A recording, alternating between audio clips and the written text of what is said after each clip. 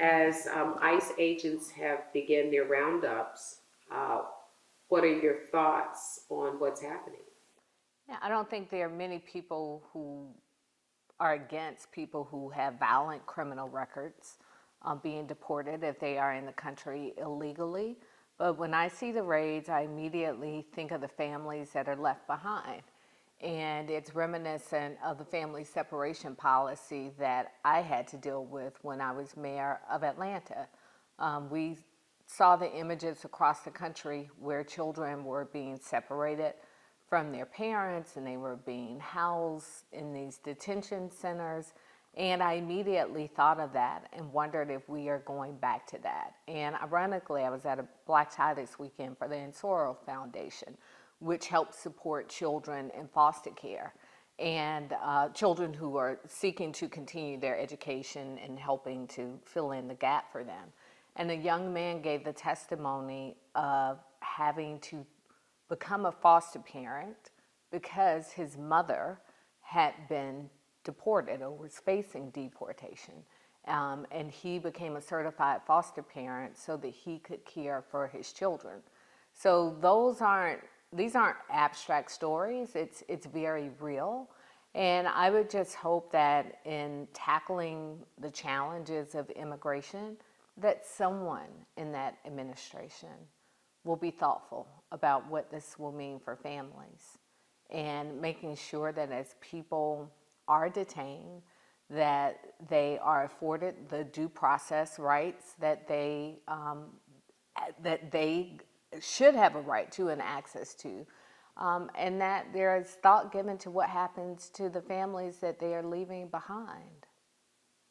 So, do you think that they're going to be successful? They've made some big promises about immigration. I believe the last numbers I heard that there were 11 million undocumented people in the United States. I don't know how you can possibly be successful in deporting everyone who's undocumented. I would think the better course of action would be to find a process, a speedy process to help people, whether they are seeking asylum or whatever the case may be, to work on that process rather than invoking just fear and chaos across the country. So let's look at we were 1 week in now on Donald Trump, President Seems Trump. like an eternity. What do you think? Well, I guess he started the week firing you, or so he said. So he thought. I had already resigned. I sent in my resignation letter the first week of January saying that it was effective January 20th. And it also was an unpaid position. This was my service at the request of President Biden to serve on the Export Council. So to be fired from a job that you had already resigned from and one that you aren't paid for was um, quite amusing, to say the least. And so, with the first week, do you think he's delivering on a lot of the promises, or what areas surprised you? The content of what he's doing is not surprising to a lot of people. I think the speed in which he is doing it is a bit shocking, and he seems to be throwing a lot at the wall and hoping something will stick. I am sure that between all of the smart people around him somewhere, they know that some of these things are unconstitutional. When you look at his firing of the inspector generals and not following the appropriate process, I don't think they really care. But I think it really is about this shock and awe to get people's attention and for him to be able to say he's delivering on promises. But the reality is that he's not. He said that eggs would be lowered. The price of eggs would be lowered his first day in office. They have not been. In fact, I saw an article just a couple of days ago that said the price of eggs are expected to go up by 20 to 25%. He said that he would end the war in Ukraine on the first day. It is still going on as we sit here today. So I think a lot of it is just he's the master of distraction, and he's distracting us from those things that he said he would do that I believe motivated people to vote for him. People were concerned about the economy. They were concerned about inflation. They're concerned about the price of gas and eggs and all of these things. And he's not delivered on any of those promises as he said he would on day one. What are your thoughts on the election and why the Democrats didn't capitalize on some of those things, the economy? I think that we were outmaneuvered on messaging. I always felt like, even during my time in the White House, that our messaging was very technical. And for policy wonks and political folk, it made a lot of sense.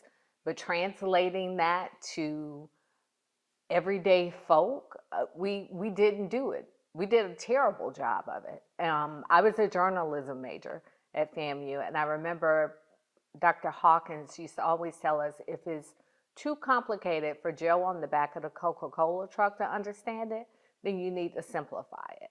And that's not to take away from Joe on the back of the Coca-Cola truck in terms of his intellect, but just in terms of how you talk to everyday people. And we missed the mark on that. And so now you are thinking about going back into politics? I have always said that I would never say never. When I left the mayor's office, there was a period on that season. That was not a period on being involved in politics as an elected official or supporting someone as an elected, who's an elected official. So I won't say it's getting back. I would just say that it's speaking about it publicly and in a new light, new season. So some of your critics have said, well, she didn't finish the mayor's job. She's short, so why would we now vote for her for governor? Well, and I've heard that. And I think people forget that mayors are elected to a 4-year term. I finished my term. If we want people to serve as mayor for 8 years, we should make sure that they are elected to 8-year terms. So I finished my term, even with the opportunity to go and join the president's cabinet. I was extended an invitation to do that when Joe Biden was elected. And I decided not to leave office early to do it. I wanted to finish the term that I had been elected to. And that's exactly what I did. People have to remember, voters get to decide every 4 years, and so do people who seek to serve in office. So at the end of my term that I was elected to, I made the decision not to seek another term. That's not quitting. That's not walking away. That was completion. Did you like being mayor? I did like being mayor. I liked the opportunity and the ability to make a difference. I mean, there were a lot of challenges. There were days that I didn't like my job, but I don't know of anybody who goes to work every day and loves their job every single day. But for me, it was just this greatest honor to be able to serve the city that I was born and raised in. I'm a product of the Atlanta Public Schools. My family goes back at least 5 generations just in this city, even further in Georgia. And to represent so much of the people who made me and believed in me was a really great honor. In thinking about 2026, what might you be interested in? Well, there's a governor's race in 2026. So if I were to run for office again, I very likely would enter the governor's race, but there will be all of the constitutional officers on the ballot in 2026, and I'm leaving all of my options open. Have you started talking to supporters, or have supporters started talking to you? My mother started talking to supporters on my behalf. Always great to have family. I've talked with some folk just to let them know directly that it's something that I'm thinking about. For me, it's been about a lot of prayer and thinking about, if I were to enter the governor's race, what would that mean what could I bring to the table? What's my why? What would that mean for my family? How can I best serve? So that's something I've given a lot of thought to. I've been in prayer, deep prayer about it. And I am certain that when it's time to make a decision, I will be 100% sure. And right now, I'm very close to making that decision. So would the decision come within this quarter? Very likely, very likely, because the race, the primary, will be next summer. So usually the primary is between May and July of 2026. So it will be go time very soon. So is it safe to say we'll know by the end of March whether you're in or out? I don't know that I will make a formal announcement by the end of March, but I am sure that I will be a lot closer to making an announcement, whether it's in March or June. I don't know the exact date yet. But as I continue to, talk to people whose opinion I value, and lean into that decision, all of that comes into play. When's the best time to make an announcement? How do you make an announcement? You know, uh, it's more than my just saying, hey, I'm running for governor. There's an entire operation that you have to stand up. There are a lot of mechanics to a campaign. Have you thought about some of the Democrats that were thinking about running, Michael Thurman or Jason Carter? Have you talked to any of them? I've not talked to them about this. But I'm friendly with both of them. I think they're both great people. Um, they've not called me about their decisions, and I've not called them about mine. But I think they're both incredible people. So those could be primary opponents. They could be. And listen, when you make a decision to run for office, someone said it best to me when I ran for mayor. You have to put on horse blinders. You have to run like this. You don't look to your left, you don't look to your right. You run your race. So whether it's two people, other people in the race, or whether it's 20 other people in the race, when you know, and you run your race. Just listening, you sound like a candidate that's running. Well, I would say I'm 99% there.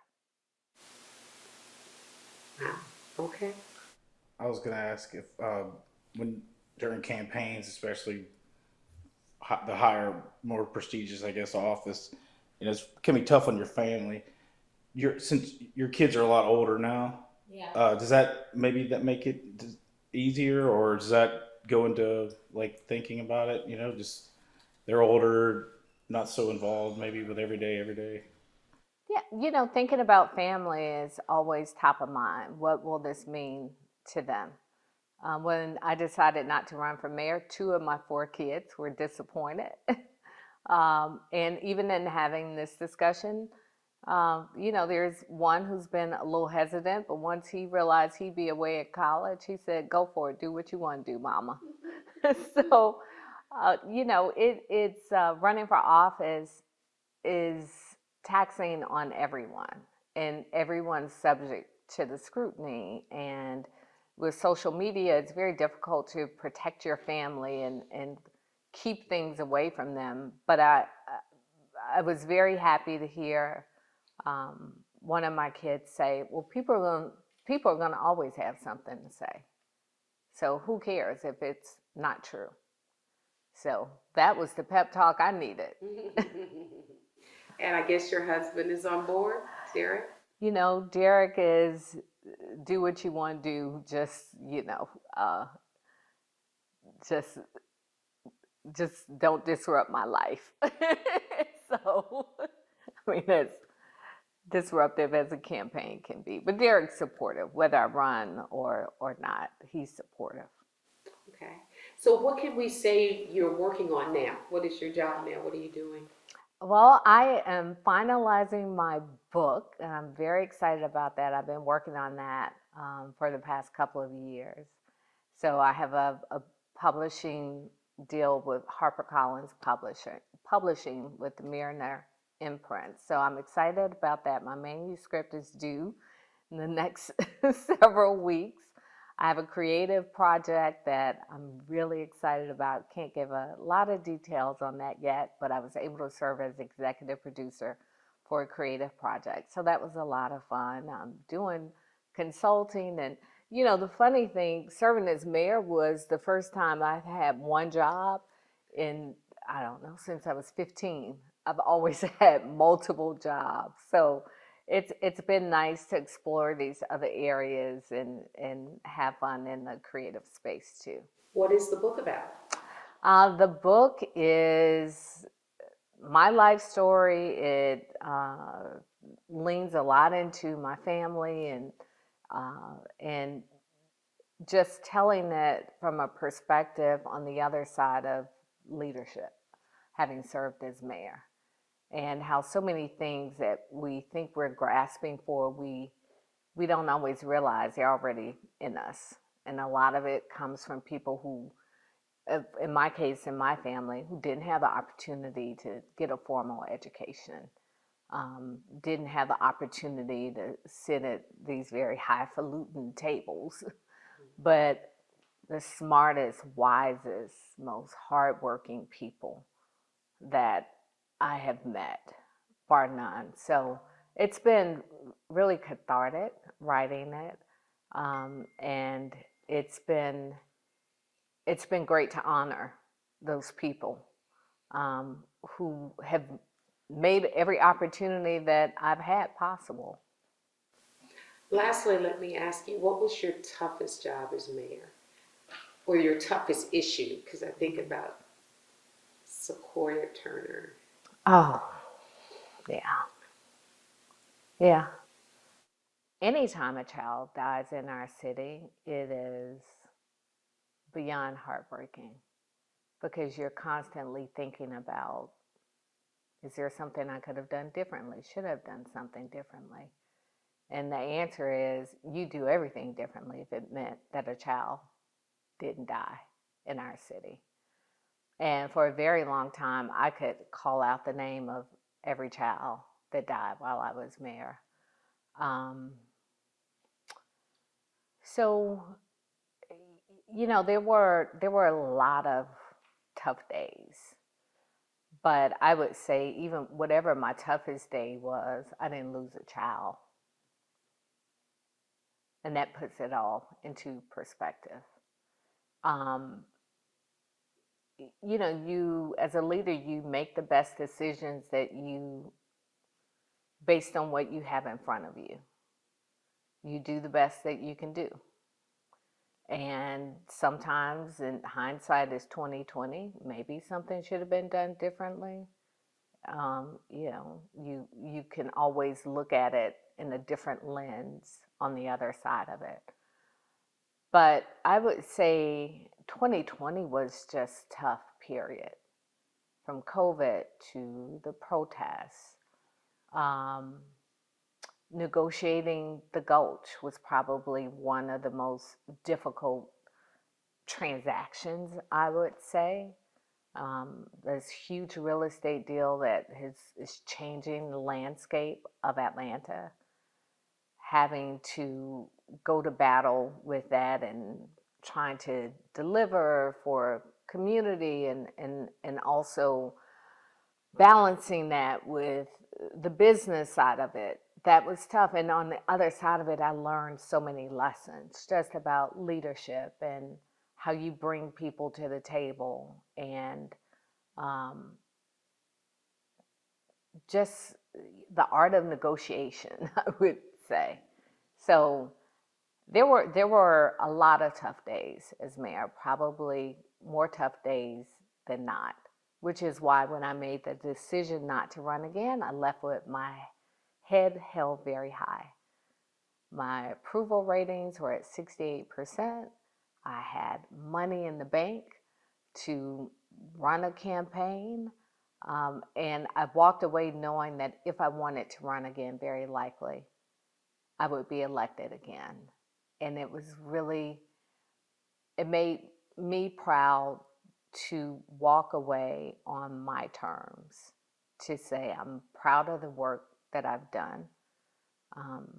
This term is over, and I've left the city in great shape coming out of unprecedented challenges.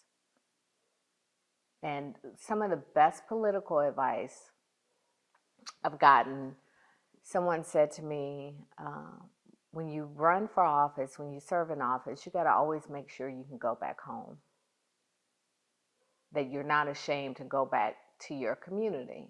You're not afraid to go into the grocery store. And Friday night, I was picking up some food, and I walked by the barbershop, and I stuck my head in to wave, and they were like, "Come on in, Keisha," and they wanted to take a picture. And I'm like, I can still go home. Very well said. One last question. What was it like being in the White House? Like, Yeah, being in the White House was just this extraordinary experience and privilege. So each day I would come through the East Wing entrance. There's a way you can go through what they call the East Wing gate, and you can cut through the basement. And off to the side is a storage room, and there's a glass in the storage room where you can see the foundation of the White House. And slaves helped build the White House. So you literally can open the door to this very unassuming storage closet, and you can see this glass. But there were always cardboard boxes stacked up. And it always, when I would walk through it, would remind me of my grandfather, the smell of those cardboard boxes, because my grandfather used to haul paper and trash from businesses and from hotels in downtown Atlanta. And that smell always reminded me of him. So when I would go through the White House, I would always think, Granddaddy, we made it to the White House. And there was not a day that I walked in there that I didn't look around in awe and go, I'm in the White House. I have an office in the West Wing. And the privilege of being able to work there and to help open the doors for people to literally come in, serving as senior advisor for public engagement, to have people sit at the table, to hear directly from people what matters to you. Going into the Oval Office, you go in and you go, I'm in the Oval Office. There was never a time that I was not awestruck. Off to the right is the dining room, the president's private dining room. And the day that the Atlanta Braves came to the White House, which was really cool because the Braves hadn't had an opportunity to be honored for their world championship. They didn't get the honor of coming into the White House, and I was able to help make that happen. And as I was prepping the president that day, he asked me, had I had a tour? And I said, not from you. And so he took me into the dining room, and on either side of the wall, there are 4 sketches, and they were different versions of Frederick Douglass. And it always struck me that this is not someone who just talked the talk. In this space that nobody gets to see, there were 4 sketches of someone who was once enslaved and serving as this reminder of the responsibility he had to all people. So there were a lot of moments, extraordinary moments, but for me, the most impactful was that daily walk through the basement, smelling the cardboard and thinking of my grandfather. And I would look at the people who work there, and I would think of my grandfather, and I would think, they're working here so their children can have better opportunities, just like my grandfather did for me. Now that public engagement, did you end up resigning from that position? So when I went to serve as senior advisor for public engagement, I was asked if I would come just for a short period of time. I think this was around May or June, and I was asked would I stay through November. And I said, sure, I'll come and help. And then November turned into, well, can you stay until December? Well, will you stay until January? And it just continued. So it was supposed to be a short-term assignment for me to help get the administration through the midterms. But, you know, the reward for doing a good job is people want you to stay around. But I hadn't planned on moving to DC full-time. So just in terms of even the plans I made for my family, I didn't make long-term plans for that. And I walked away from the work that I was doing before I went into the White House. I put it on hold to go and help for what I thought would be a short period of time. And then at some point in the spring, my husband said, it's time for you to come home. He said, we need you back home.